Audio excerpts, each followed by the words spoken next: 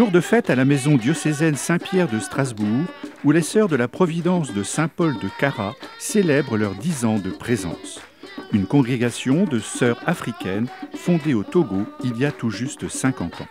Nous, comme sœurs africaines, femmes africaines, est-ce qu'on ne pouvait pas être ce que nous sommes, authentiquement africaines, authentiquement chrétiennes et religieuses, et vivre vraiment comme des femmes africaines en faisant ce que toute femme africaine peut faire, pourvu que ce soit compatible avec notre vie de consacrée.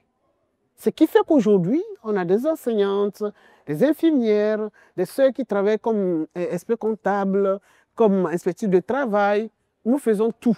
Des sœurs qui sont dans la pastorale, vraiment avec les enfants. Comme vous le voyez, nous avons l'enfance heureuse, la jeunesse heureuse et la vieillesse heureuse. Vous trouvez les sœurs dans toutes ces dimensions.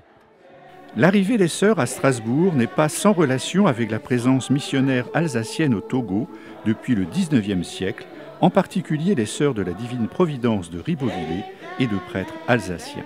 Les premiers missionnaires de notre région, c'était des Alsaciens. Donc, quelque part, il nous fallait quand même retourner pour trouver quand même nos racines spirituelles. Et depuis, on y pensait, mais comment le faire? Jusqu'au jour où la Providence a voulu passer par ma pauvre personne pour dire, ben tiens, vous êtes là, vous avez étudié là. J'ai passé 6 ans chez les sœurs de Ribeauvillé, ici à Strasbourg, pour faire mes études. Je suis au doctorat et après je suis parti. Mais ça, avant que je ne parte, l'idée est née.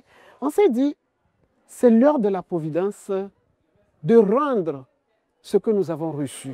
Malgré le défi qu'un tel projet pouvait représenter, c'est un élément de leur charisme propre qui a su retenir toute l'attention du diocèse. Leur charisme essentiel aussi, c'est l'accueil.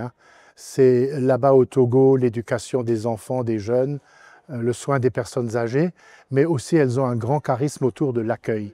Et donc en tant que telles, voilà, elles étaient tout à fait à leur place, enfin elles ont trouvé lentement leur place dans l'accueil chez nous.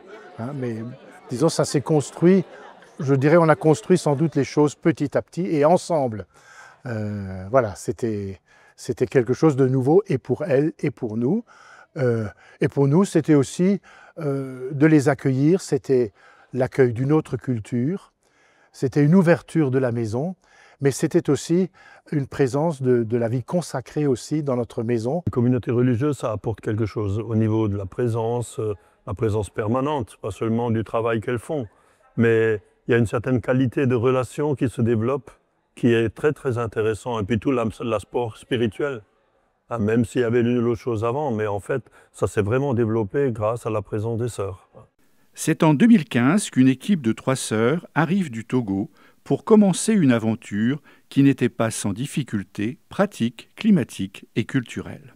Je pense que le choc était plus important pour elles que pour nous, parce qu'elles sont arrivées au mois de novembre, au début de l'hiver alsacien, un choc donc climatique, bien sûr, pour elles. Elles étaient à l'époque, j'étais directeur de la maison, elles étaient à l'accueil, il faisait froid, il y avait des chantiers, les portes étaient ouvertes, elles étaient avec les bonnets, les trucs, et puis elles essayaient on essayait ensemble de leur trouver la place dans la maison, l'entretien, l'accueil. C'était très compliqué parce que la maison diocésaine était en grands travaux dans un chantier vraiment de rénovation très important. Membre de la première équipe de sœurs et toujours présente à Strasbourg, sœur Régine se souvient de sa découverte de l'Alsace. Ça n'a pas été facile pour nous intégrer, parce que nous n'avons pas les mêmes cultures. Et puis, ce qui m'a frappé, tu voyais les gens courir de gauche à droite, toujours pressés. Et je me dis, mais où est-ce qu'ils vont? C'est ma première impression. Et après, quand on a commencé par travailler, les gens n'ont pas, je ne sais pas s'ils ne nous ont pas accueillis, mais après quand même j'ai senti qu'ils nous ont bien accueillis. Parce que quand tu vois quelqu'un, tu salues, la personne peut-être ne répond pas, ou te regarde, ou la personne passe sans te saluer. Alors que moi je viens de quelque part où On passe le temps à se saluer, tu vois, tu demandes toutes les nouvelles de sa famille et puis avant de vous séparer. Et ici, je vois que c'est le contraire. Mais je me suis vite adaptée et puis je suis rentrée dans le jeu et je suis heureuse d'être là.